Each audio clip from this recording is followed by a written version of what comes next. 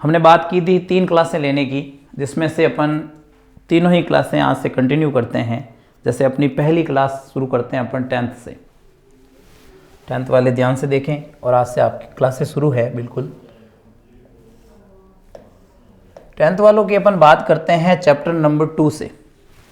Chapter number 2 है अपना, जिसका नाम है आपके पॉलिनोमियल, बहुपद।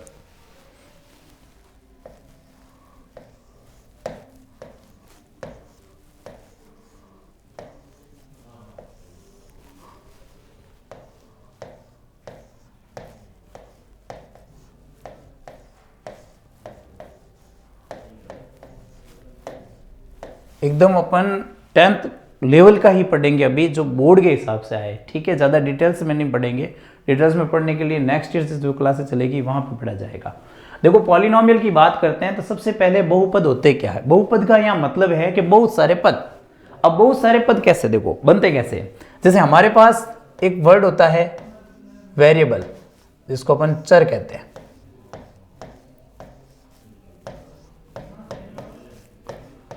देखो, वेरिएबल का मतलब है परिवर्तनशील।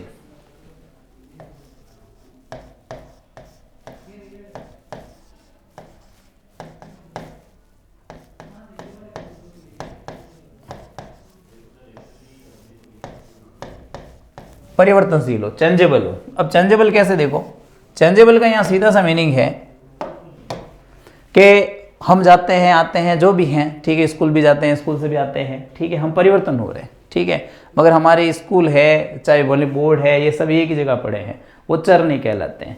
स्पेशली जैसे हम चरों की बात करें तो हम लेते हैं, जैसे एक्स लेते हैं, वाई लेते हैं, जेड लेते हैं, डैश डैश, ये वाले चर कहलाते हैं, ठीक है। जब बात करते हैं आगे अपन अचर की, अचर का मतलब हो गया कांस्टेंट।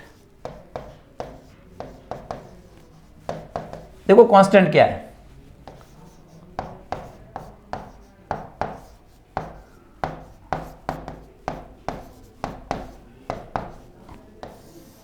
जो परिवर्तनशील नहीं हो। परिवर्तनशील नहीं हो कैसे, जैसे 2 है, 3 है, 4 है, ऐसे कोई नंबर लिख दें अपन, जैसे 2 3 4, जैसे 2 लिखा, 3 लिखा, 4 लिखा, कोई भी नंबर लिख दिया, या मान लो ABCD भी लिख दिया अपन ने, ये हो सकते हैं, ठीक है। ये सारे अचर हो गए। अब चर हो, ये जो अचर हुए, भाई सीधी सी बात है, हम x की जगह 2 लिख सकते हैं, मगर 2 की जगह कुछ नहीं लिख सकते हैं, तो चर ये अचर हुए। हमने क्यों पढ़ा चर और अचर को, देखिए इधर, कि जब हम बहुपद पढ़ते हैं तो बहुपद के अंदर क्या होता है कि चरों और अचरों से ही निर्मित, मतलब चर और अचर मिलकर ही एक बहुपद बनाते हैं, ठीक है। तो देखिए, बहुपद की जब परिभाषा पढ़ते हैं अपन,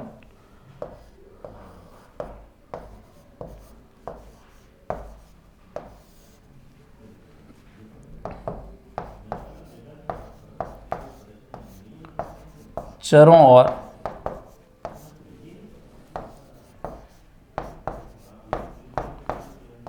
अचरों से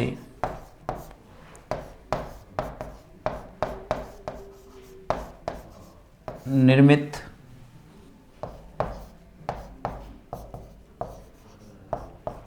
विन्यास।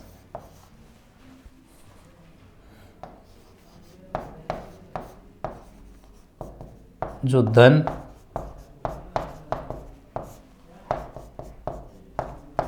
और ऋण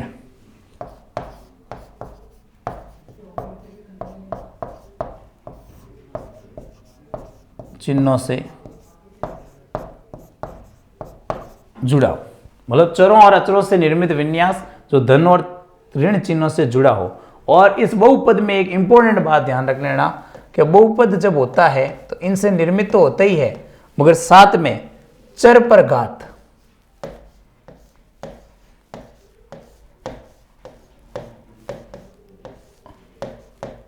मतलब डिग्री 1,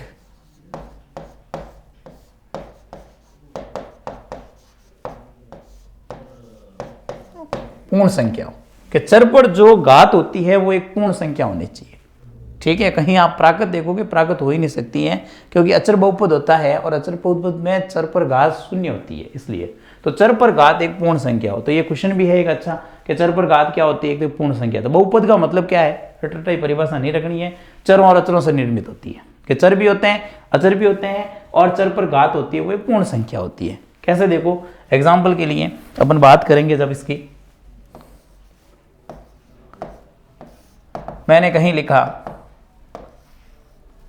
x + 4, ठीक है।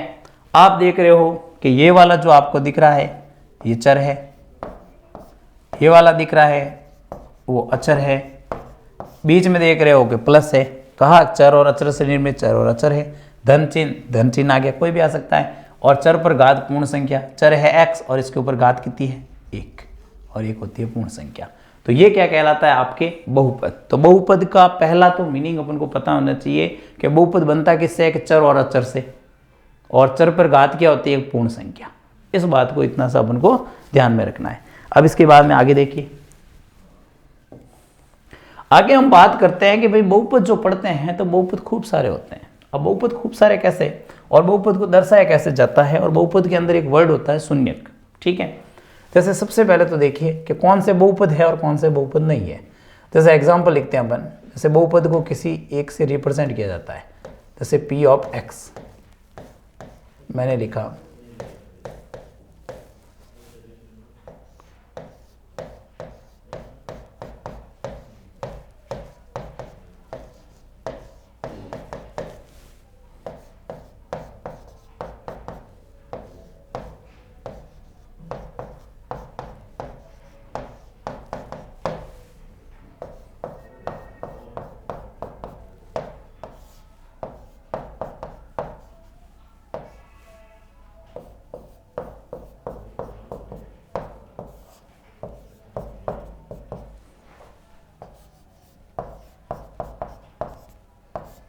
जैसे दे रखा है, इसमें से कौन सा बहुपद है और कौन सा नहीं है। देखो सबसे पहले देखो x, मैं देखना x के ऊपर घात, यहाँ x के ऊपर घात 1 है और एक पूर्ण संख्या होती है, तो ये आपके बहुपद है।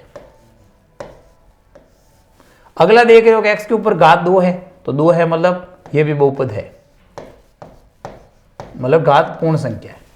यहां आप देख रहे हो कि ऊपर जो घात दे रखी है वो घात है आपके 3/2, और 3/2 पूर्ण संख्या नहीं है, मतलब एक परिमेय संख्या होती है, तो ये आपके बहुपद नहीं है।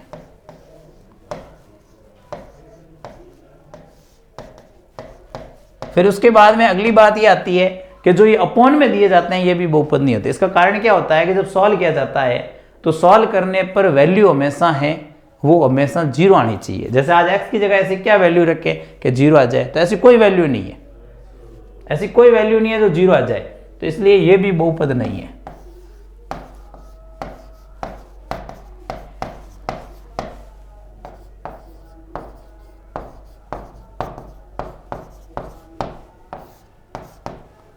इस बात को ध्यान में रखें, ठीक है, क्योंकि x की जगह अपन ऐसी कोई वैल्यू नहीं रख सकते हैं जो इसको 0 बना दे, इसलिए इसको बहुपद नहीं कहते हैं।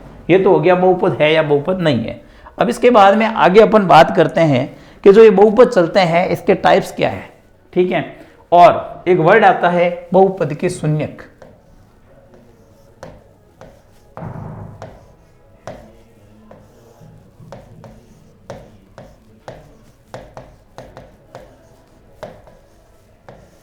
देखो बहुपद के शून्यक को अगर अपन अंग्रेजी में कहते हैं जीरोस।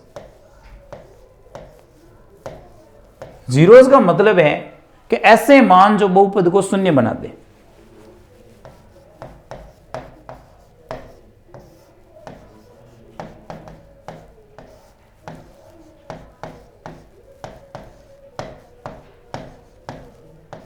ऐसे मान जो बहुपद को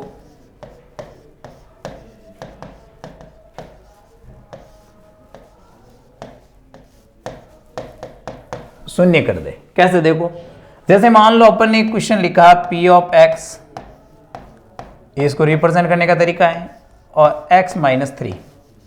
अब आप यहां पर देखो कि x की जगह ऐसी क्या वैल्यू रखी जाए कि 0 हो जाए, तो सीधी सी बात है कि x की जगह 3 रखूंगा तभी 0 होगा।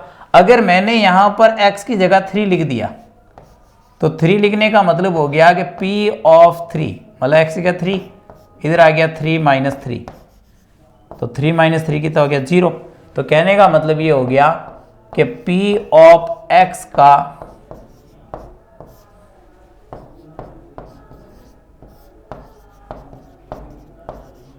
एक शून्यक 3 है। मतलब जो मान 0 बना दे उसको अपन क्या कहते हैं, शून्यक। तो जैसे ही आपने 3 लिखा, मान हो गया 0, तो P ऑफ x का एक शून्यक क्या है, 3 है। इस बात को अपन को ध्यान रखना है। अब हमने एक पॉइंट पढ़ लिया शून्य क्या होता है। तो शून्य का मतलब हो गया ऐसे मान जो बहुपद को शून्य कर दे उन्हें अपन क्या कहते हैं, शून्य कहते हैं।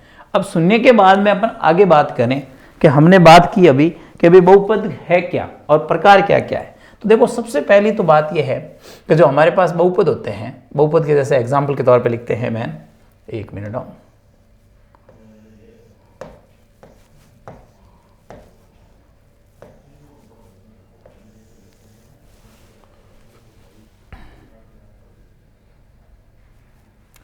बहुपद नाव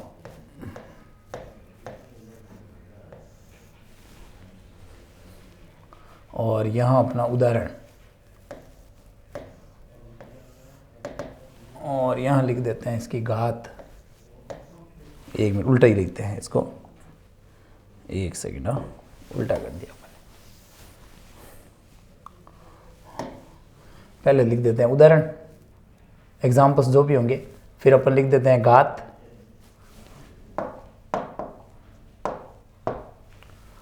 पहले तो लिखते हैं एग्जाम्पल उदाहरण,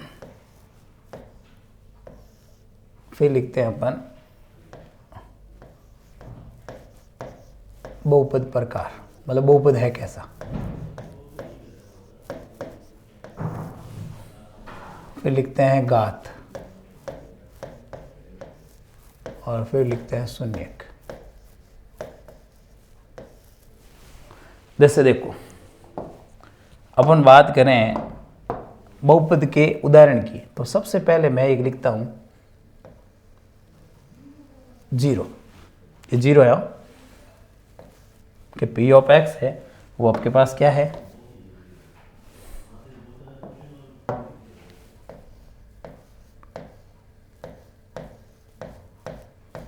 zero.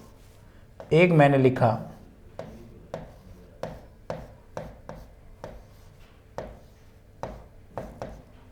ax plus B, ax नहीं, एक मिनट, इसमें मैंने ज़्यादा लिख दिया,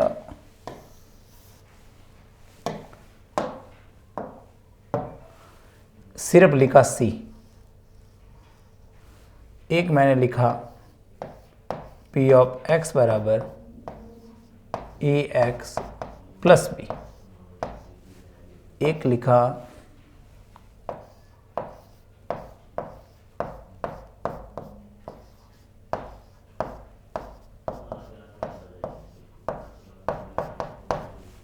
फिर मैंने लिखा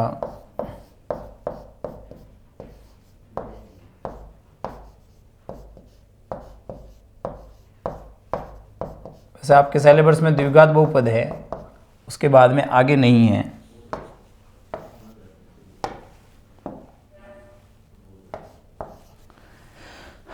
देखो अपन ने इतने लिखे, सबसे पहले P ऑफ x बराबर 0 लिखा हुआ है। ये जो 0 लिखा हुआ है इसको कहा जाता है आपके शून्य बहुपद, ये कहलाता है शून्य बहुपद।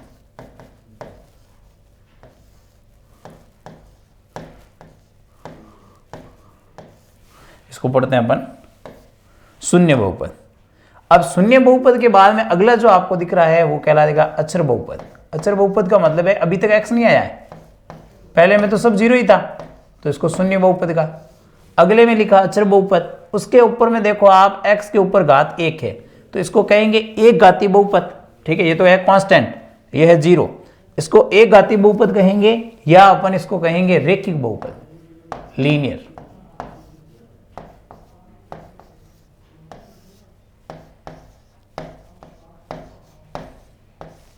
अब रेखिक बहुपद के बाद में अगला आप देख रहे हो घात है अधिकतम 2, तो इसको कहा जाता है द्विघात बहुपद,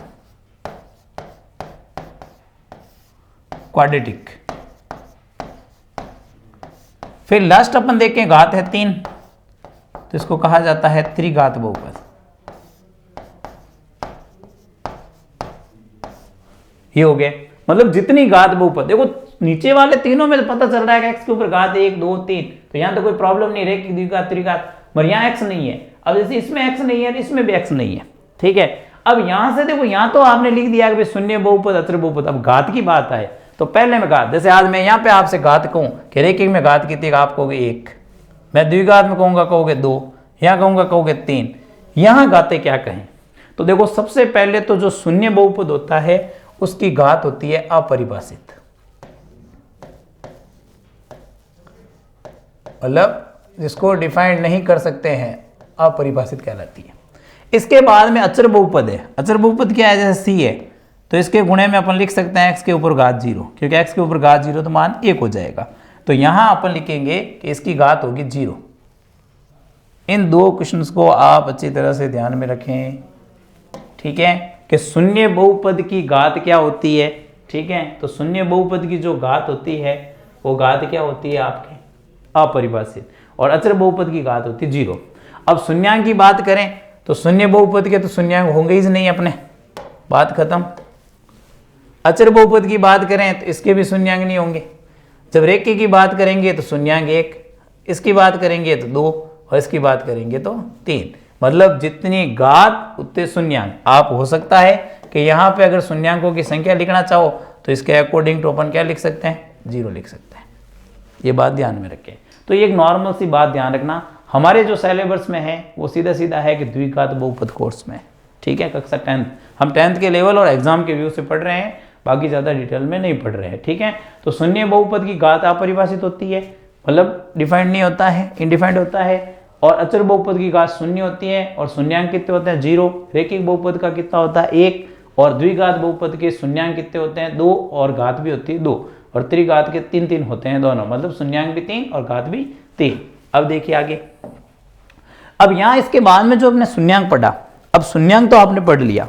अब शून्यांक दो तरह से पूछे जाते हैं, जैसे एक तो पूछा जाता है ग्राफिकल। ग्राफिकल कैसे, देखो कि आपको कहा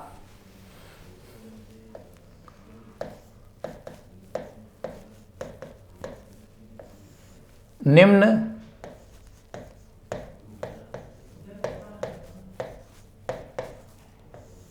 आलेखों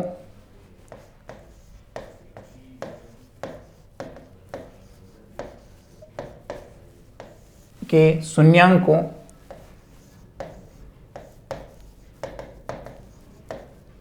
की संख्या बताओ, कि जो नीचे आलेख दे रखे हैं उनके शून्यांकों की संख्या बताओ। आलेख कैसे, देखिए हम आलेख बनाते हैं अभी।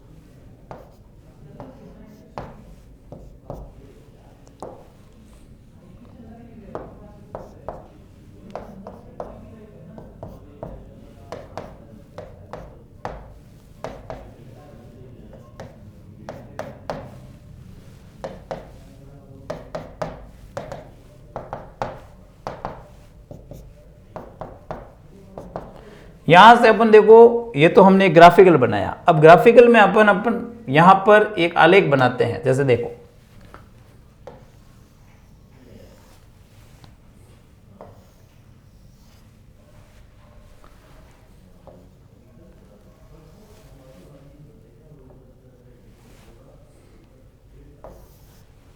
ये दे रखे हैं। अगर मैं आपसे कहूं कि P ऑफ X के, P ऑफ X मतलब जो X अक्ष को काटे, उसके हिसाब से शून्यांक कितने होंगे, तो शून्यांकों की संख्याओं की बात करें, जैसे अपना ये है पहला क्वेश्चन, ये है दूसरा, ये तीसरा और ये चौथा। इन चारों के अंदर हम शून्यांकों की संख्याओं की बात करते हैं कि शून्यांकों की संख्या कितनी है। तो देखो तो पहला जो क्वेश्चन दे रखा है वहां आप शून्यांकों की संख्या बताइए, दूसरे में बताइए, और तीसरे में बताइए, और चौथे में बताइए कि इन चारों के अंदर शून्यांकों की संख्या कितने हैं।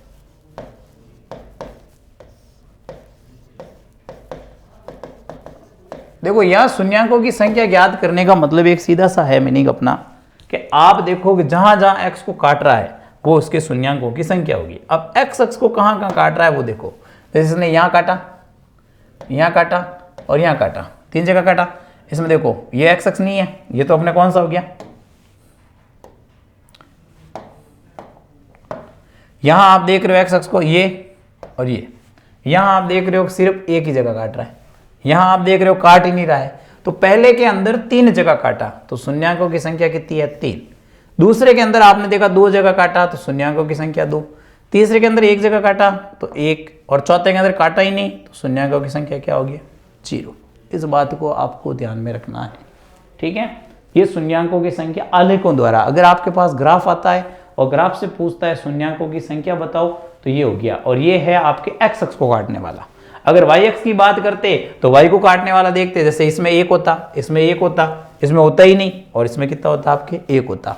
और x अक्ष को पूछे तो जहां जहां x को काटता है। ये तो हो गया आपके शून्यांकों की संख्या। अब शून्यांकों की संख्या के बाद में हमारा जो यहाँ पे मेन टॉपिक है वो है द्विघात बहुपद।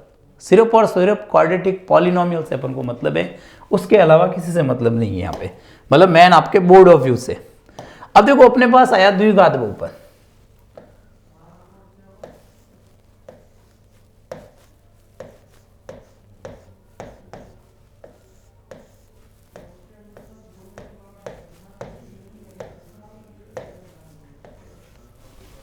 देखो क्वाड्रेटिक पॉलिनोमियल की बात करते हैं।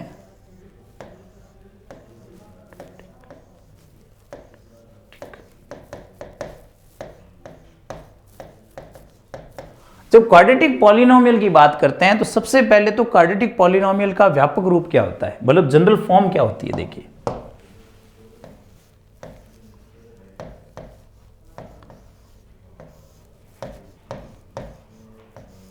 जब इसके व्यापक रूप की बात करेंगे तो इसका व्यापक रूप होता है ax² plus bx plus c, ठीक है।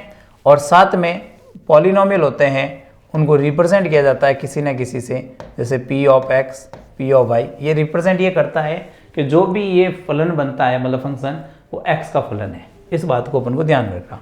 और यहाँ पर एक बात विशेष ध्यान रखना कि जब भी क्वाड्रेटिक पॉलिनोमियल लिखा जाता है तो साथ में लिखा जाता है कि a is not equal to 0।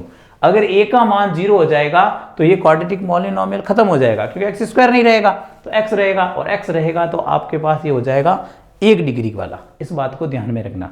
ये हो गया उसका पॉलिनोमियल का। फिर सेकंड यहाँ पे आता है कि इसका आलेख कैसे बनता है।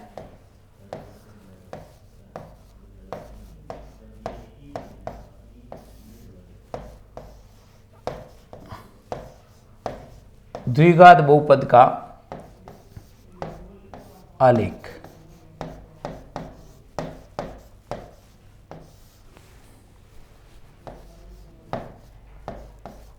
परवलयाकार होता है, पैराबोला।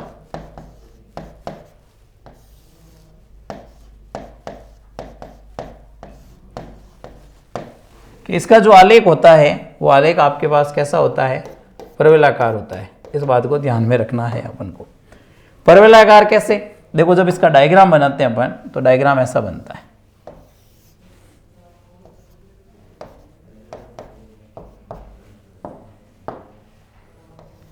ये इस ढंग से, ठीक है। ये कैसा भी हो सकता है, किसी रूप में आ सकता है।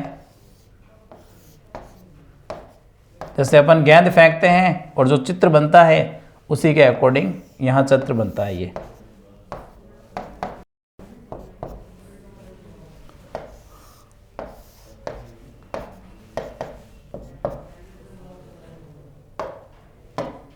ये ऐसे हो सकता है, ये हो सकता है ऐसे हो, ये हो सकता है ऐसे हो, और ये हो सकता है ऐसे हो।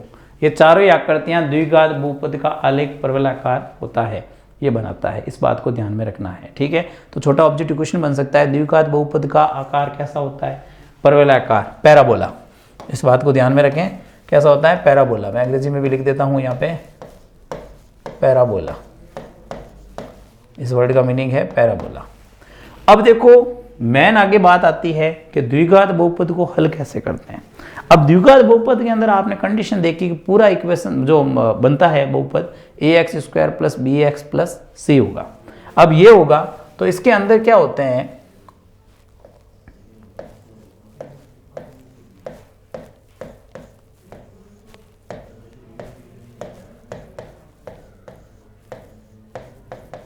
जैसे ये आया। अब इसमें देखो 3 तरह के टुकड़े होते हैं, मतलब फैक्टर्स होते हैं। हम बात करते हैं फैक्टर्स की, इनकी गुणनखंड।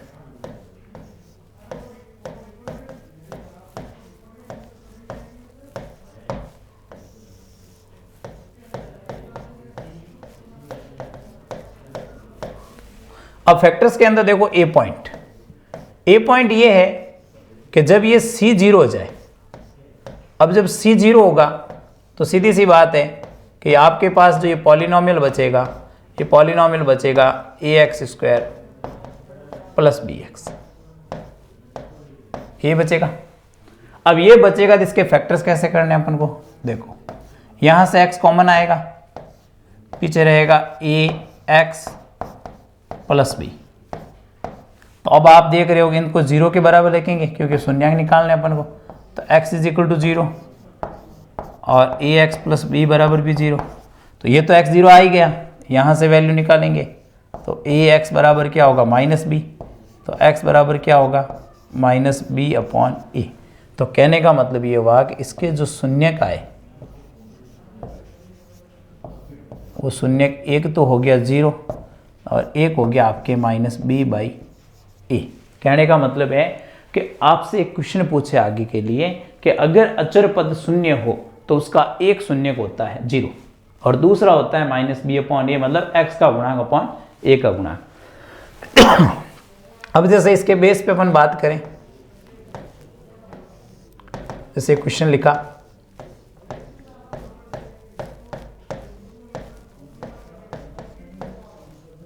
ये वाला और का शून्य ज्ञात करो, तो शून्य ज्ञात करना क्या, देखो यहीं से आप देख रहे हो x कॉमन आ रहा है, पीछे बच रहा है x प्लस 4। अब हम 0 के बराबर रखेंगे तो एक तो x बराबर 0 हो गया और एक हो गया x प्लस 4 बराबर 0। तो सीधी सी बात है कि x बराबर कितना आ गया, माइनस 4। तो इसके जो शून्य का आए वो एक तो आ गया 0, एक आ गया माइनस 4। ये आपका आंसर बना कि नहीं बना, ऐसा आपको करना है। ठीक है, ध्यान से अच्छी तरह से देखें, घर पे आप 2-3 क्वेश्चन करना। आज के लिए अपन इतना ही पढ़ते हैं, बाकी का अपन कल पढ़ेंगे।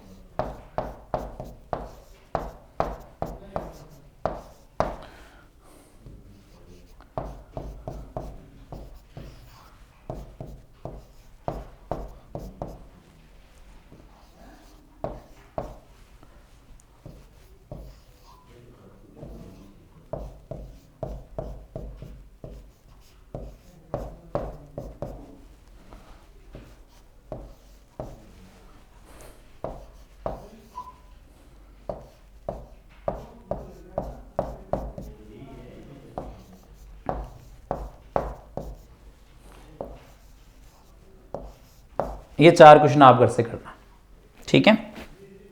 इस बात को ध्यान रखना, कल अपन इसके आंसर की बात करेंगे। आज के लिए अपन इतना ही पढ़ेंगे, ठीक है फिर, ओके।